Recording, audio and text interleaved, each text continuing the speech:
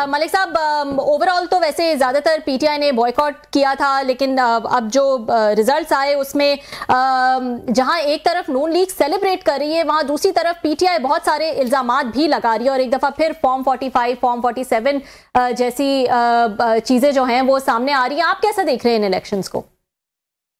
देखिए, मैं समझता हूं कि तहरीक इंसाफ ने एक और बड़ी सियासी गलती की है। ये एक ऐसी सियासी गलती है जिसका इन्हें खमियाजा जो है वो भुगतना पड़ेगा और इन्हें बहुत एहसास होगा कि इन्होंने जो माजी में गलतियां की, ये उससे बड़ी कई गलती है।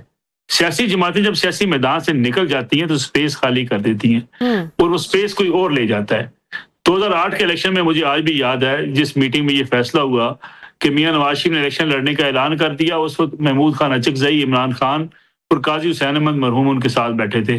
तो उन्होंने कहा जी नहीं, हम तो बाइकाट करेंगे। और तब भी मुझे याद है, उस वक्त मीडिया से बातचीत करते हुए इन तीनों रहनुमाओं ने एक बात कही थी कि हम इलेक्शन में नहीं जा रहे, इसलिए पाकिस्तानी कौम वोट डालने पोलिंग स्टेशन पर नहीं आएगी, कोई एक शख्स भी नहीं आएगा, बिल्कुल बाइकाट मुकम्मल हो जाएगा।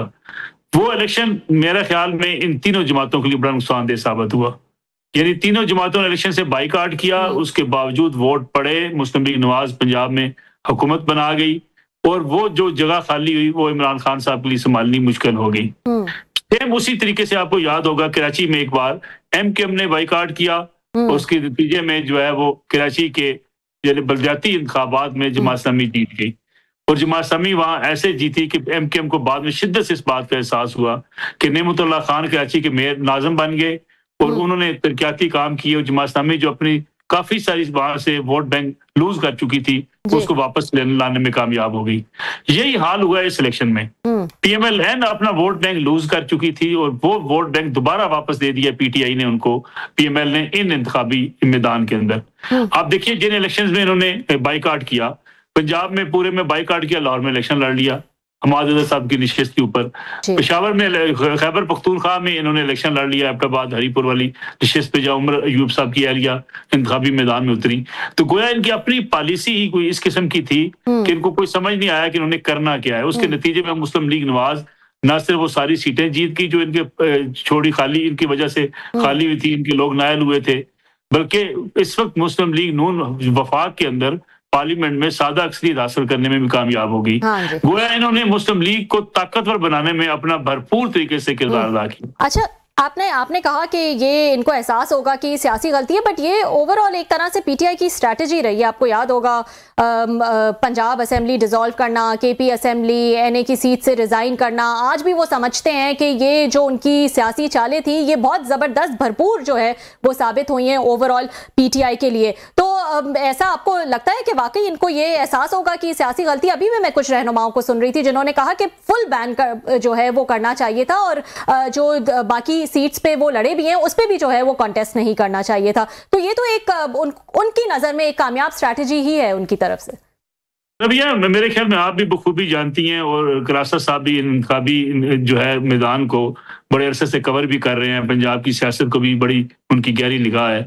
आप देखें कि जो शख्स भी जो सियासी खानदान भी, अगर मैं मुख्तलिफ अजला की बात करूं, जिस सियासी खानदान ने इलेक्शन का एक दफा बाइकाट किया या इलेक्शन के मैदान से निकला, वो वापस पलटकर बड़ी मुश्किल से वापस आ सका। ये महज पीटीआई जो बातें कहती थी हम असेंबली तोड़ दी हमने, क्या फायदा हुआ? आज उनके लीडर जेल के अंदर हैं, क्या फायदा हुआ कि उनके अंदर आज भी उनके ऊपर एक दबाव मौजूद है। बड़ा जलसा पंजाब में वो कर नहीं सके, कोई एहतिजाजी तहरीक पंजाब में वो चला नहीं सके। आस्ता आस्ता अपनी हुकूमत भी वो तोड़ के, जो हाँ उनके पास एक ताकत थी, एक सियासी कुव्वत मौजूद थी, उस सियासी कुव्वत को खत्म करते चले जा रहे हैं। और इस दफा तो लोगों को, मैं एक और आपसे बात अर्ज करूं, लोगों ने इलेक्शन में इनको सपोर्ट इसलिए भी नहीं किया तो लोगों के अंदर मायूसी है, इनके वोटर्स के अंदर, कि जी इमरान खान साहब के बारे में कहते हैं अगले महीने बाहर आ जाएंगे, वो तो बाहर आने से रहे, वो बाहर आ नहीं रहे हैं। सुहेल अफरीदी साहब के हवाले से भी आपको मायूसी चंद महीनों तक नजर आएगी, क्योंकि उन्होंने भी बहुत ज्यादा हाइप क्रिएट कर दी थी, मैं वज़ीर आला बनूंगा, खान साहब को बाहर ले आऊंगा। अब वो जब खान साहब बाहर नहीं आएंगे 2-4 महीने तक, तो फिर लोग उनके खिलाफ सोशल मीडिया पे कैंपेन करेंगे।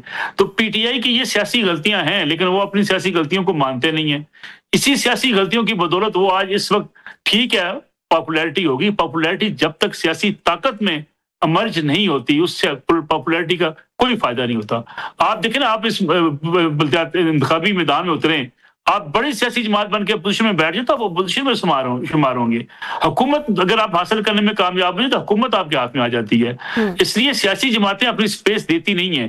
पीटीआई चूंकि चंद अफराद नहीं बल्कि एक ही फर्द की सारी उसकी सोच, उन्हीं के फैसले, उन्हीं की मुशावरत, इमरान खान साहब की मुशावरत इमरान खान साहब से होती है। इमरान खान साहब फैसले जो है वो इमरान खान साहब से पूछ के करते हैं। इमरान खान साहब ने तजवीज़ लेनी होती है इमरान खान साहब से। बाकी लोग तो समझिए कि जाके उनसे सिर्फ हदायत देने जाते हैं कि हमें बताएं हमने करना क्या है। ऐसी सूरत हाल वाली सियासी जमातें जब किसी मुश्किल वक्त में आती हैं तो बड़े हालात खराब कर बैठती हैं, और सेम ये आज पीटीआई की हालत है। जी बहुत शुक्रिया आपका। पहले तो मुबारक हो, मेरा ख्याल है आप ये उम्रे पे गए हुए थे, आपको उम्रे को मुबारक हो मलिक साहब। थैंक यू साहब। अच्छा, दूसरा भी आपने बात की सियासी गलतियों की, सियासी एक मतलब एक के बाद दूसरी तीसरी एक मुसलसल गलतियों का सिलसिला है जो मेरा ख्याल है उसके 11 अप्रैल ये 2022 के बाद शुरू है मुसलसल।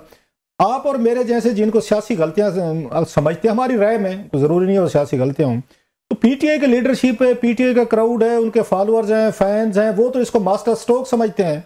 इतना बड़ा गैप क्यों है कि मतलब जो पॉलिटिकल बातें हैं या स्ट्रेटजीज हमें लगती हैं कि ये ठीक नहीं है, वो कहते हैं हमारा मास्टर स्ट्रोक है, रिजाइन देना मास्टर स्ट्रोक है, इस्तीफे देना मास्टर स्ट्रोक है, अपनी हुकूमतें तोड़ना मास्टर स्ट्रोक है, फिर उसके बाद धरने देना, लॉन्ग मार्चेस करना, लड़ाइयाँ फड्डे, ये बैकआउट सारा, they think these are master strokes. आप और हमारे जैसे कहते हैं सियासी की ये गलतियां हैं सर, तो कौन ठीक कह रहा है सर? वो ठीक कह रहे हैं या आप ठीक कह रहे हैं? मेरे ख्याल में क्रासा साहब, पीटीआई के अंदर दो किस्म की लोग मौजूद हैं। एक पीटीआई के पास अंधे फॉलोअर्स हैं जिन्होंने कोई किसी बात ना सोचना है ना समझना है। वो शाम को किसी का भी लाग सुनते हैं तो सुबह हमें बता रहे होते हैं कि खान साहब आज फजर के बाद जेल से बाहर आएंगे और फजर की नमाज बनी गाला में अदा करेंगे। उनको कोई ग्राउंड रियलिटीज का नहीं पता, मुल्क की सियासत का नहीं पता, मुल्क के उनसे पूछा जाए ना खान साहब के ऊपर मुकदमात हैं, वो कहते हैं जी कोई भी मुकदमा नहीं है। हम उन्हें कहते हैं जी उनकी सजा हो चुकी है, वो कहते हैं जी उनको तो सजा ही कोई नहीं हुई। यानी वो बिल्कुल नाबल्द किस्म के सियासी सपोर्टर्स हैं जिनको सियासत की अलग बे के पता नहीं है। जितने समझदार पीटीआई के सियासी लोग हैं आप उनसे मिलकर देखिए, उनसे बातचीत करके देखिए, वो खान साहब की खुशनुदी के लिए टीवी चैनल्स पर बैठकर तो अपने जो है इन सारे फैसलों को कामयाबी करार देते हैं, लेकिन अपने निजी महफिलों में कहते हैं जी मरवा दिया फलां ने, फलां बाईकाट में फलां ने मरवा दिया था, फलां बाईकाट में फलां ने मरवा दिया था। वो एक दूसरे को गालियां देने पर उतर आते हैं। जनाब कहते हैं याद देखो, आपको याद होगा चौधरी परवेज भाई साहब को क्या कहा करते थे कि जी फलां फलां नाम लेके इन्होंने बड़ी काली सी, इन्होंने बड़ी जल्दी सी, मैं कैसी एक मोर्चा साढ़े को मौजूद है पंजाब का, जाया ना करिए, इन्होंने वो भी जाया करा लिया। अच्छा, इसी तरीके से जो पॉलिटिकल लोग हैं इस वक्त पीटीआई के अंदर, वो बकायदा इस बात को तस्लीम करते हैं, मानते हैं कि हमने ये सियासी गलत फैसले किए। इवन 26 नवंबर के वाकयात को ले लें, आप अली मीर गंडापुर साहब से पूछिए, वो कहते हैं जी सियासी गलती थी, जब हमें कह दिया गया था हमने फलां जगह रुक जाना है, खान साहब का पैगाम भी था, हमें रुक जाना चाहिए था, बुशा बीबी ने मरवा दिया। अच्छा, आगे किसी और से पूछा जाए, वो कहते हैं जी फलां तारीख को पिंडी जाने का फैसला बड़ा गलत था। परवेज भाई साहब ने मीटिंग में बैठ के कहा था कि जनाब ये क्या तुझे की कर लगे हो, तुझे क्या इस तरह आर्मी चीफ की तैनाती रुकवा लोगे, भाई तुझसे पिंडी ने जाओ, इस्लामाबाद चले जाओ। यानी ये सारी सियासी गलतियां ये तस्लीम करते हैं, लेकिन वहां चूंकि हमारे यहाँ सियासी जमातें डिक्टेटरशिप की एक आला तरीन मिसाल होती हैं, वहां लीडर के सामने बैठ के कहा था सर जो आपने सोचा था उस जैसा सोचने वाला दुनिया में पैदा ही कोई नहीं हुआ। तो ये अपने लीडर की खुशनुदी के लिए बातें करते हैं, इन्हें भी एहसास होता है कि वो ये कहते हैं, आपके भी बहुत सारे दोस्त जानने वाले होंगे, कोई हमारे भी 2-4 हैं पीटीआई में, वो कहते हैं जनाब कि हम बुरे क्यों बने। आपने कहा जनाब के सारे उनके हाँ में हाँ मिलाते हैं कि खान साहब ठीक कहते हैं जिसने जुर्रत की खान साहब की हाँ में हाँ नहीं मिलाएगा दूसरे दिन पार्टी से बाहर होगा, उसको तो बुलाएंगे नहीं। वो कहते हैं हम क्यों बुरे बने, हमें क्या पड़ी है कि हमारे ऊपर इल्जाम लगे, ये टाउट है, ये मुखबिर है, ये जसूस है, गद्दार है, इससे काम तो वो इल्जाम लगता ही नहीं है। मैं तो पहले कई दफा कह चुका हूं कि जो भी पीटीआई में थोड़ी सी अक्ल की, समझदारी की, कोई सुलह सफाई की, कोई रास्ता निकालने की बात करता है, जो सियासत का हिस्सा होता है, तो उस पर तो टाउट होने का, मुखबिर होने का, उस पर जसूस और ये उनका एजेंसियों का, ये अगेन कहते हैं एजेंट होने का इल्जाम लग जाता है। तो ये इल्जाम कौन ले सर? वो क्यों खान साहब को या बुशरा साहबा को या किसी और को कहे कि भाई साहब ये ना करें वो ना करें? Why should they do that? ये आपकी बात दुरुस्त है, क्योंकि सियासी जमातें हमारे यहाँ उस तरह की सियासी जमातें नहीं हैं। यहाँ सियासी जमातों में जो लोग शामिल होते हैं वो अपने मुफाद की घर से होते हैं, अपने मुफादात के तहत होते हैं। आप जरा पूरी एक लिस्ट सामने रख लीजिए, क्लासा साहब मुझसे बेहतर जानते हैं। इस वक्त की पाकिस्तान तहरीक इंसाफ में आप उंगलियों पे 5-7 लोग गिन लेंगे, बाकी सारे के सारे सारी जिंदगी इख्तियारात और इख्तियारात के मजे मुस्लिम लीग नून में, पीपल्स पार्टी में या मुस्लिम लीग कायद-ए-आज़म में उठाकर यहाँ पहुंचे हुए हैं।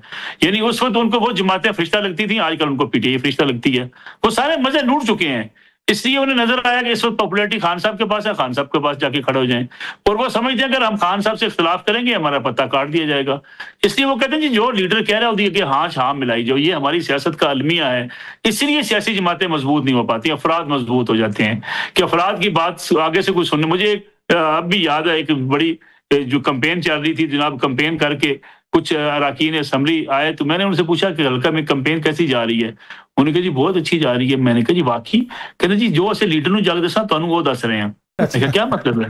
उन्होंने कहा जी वहां लीडर को जाकर हमने यही बताना कि बहुत आला कैंपेन है आपकी। मैं कहा जी अगर आप बता देंगे कि कैंपेन में ये खराबियां हैं, कहते जी साडा नंबर कटिया जाएगा, आइंदा से बुला के आप लाहौर में बैठे हुए हैं, लाहौर की सियासत बड़ी डिटरमिन करते। कभी पीपल्स पार्टी का गार्ड होता था, फिर नवाज शरीफ साहब का गार्ड बना, फिर इमरान खान साहब का गार्ड बना। एक बहुत बड़ा मैच पड़ा वहां पर जो असल था मेरा ख्याल, जिसपे आंखें भी थी, सेफ सीट समझी जाती थी। इनके हमाद अजहर साहब के वाले साहब वाली सीट पे जो इलेक्शन हुआ, ये क्या हुआ है वहां पे? ये कैसे इलेक्शन हार गए? इनकी तो बड़ी अच्छी खासी अपनी आराई बिरादरी का बहुत बड़ा वोट बैंक है। लाहौर में तो दो बड़ी बिरादरीज हैं, वो कहते हैं जो वो फैसला करती हैं इन कंस्टिट्यूंसीज में, स्पेशली ये जो कंस्टिट्यूंसीज हैं।